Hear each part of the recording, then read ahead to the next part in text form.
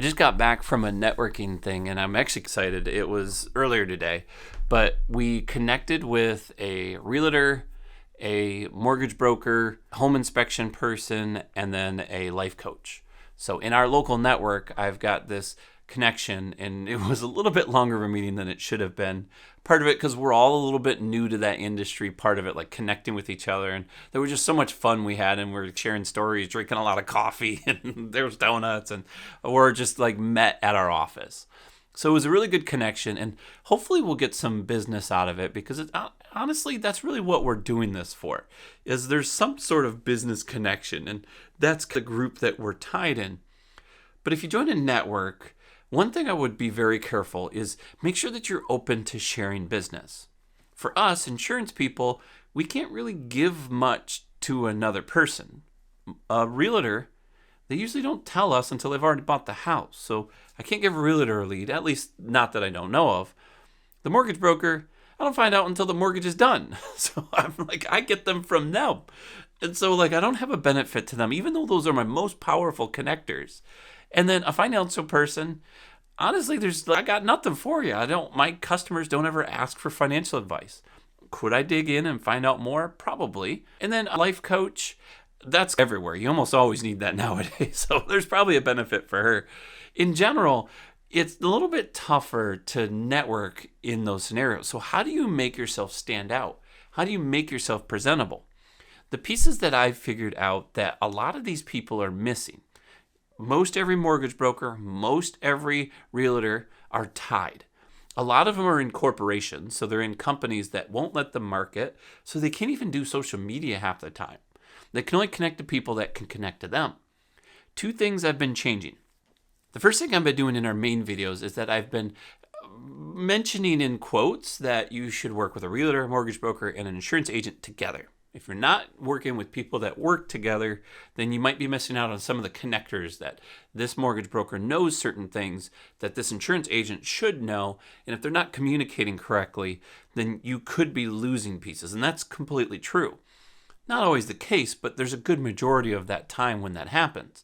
So that's allowing the lead to come into me fresh. Hey, I need a mortgage broker. Hey, I need a realtor. Hey, I need you as well. And so now I can share that information. That's going to take a little bit longer to build up. It's probably going to be a few years. So I'm still not going to be able to just give them loads of leads that are ready to purchase. The other part that I've been able to do, there's two things that I've been able to do for my mortgage broker. The first one is I can tag my leads.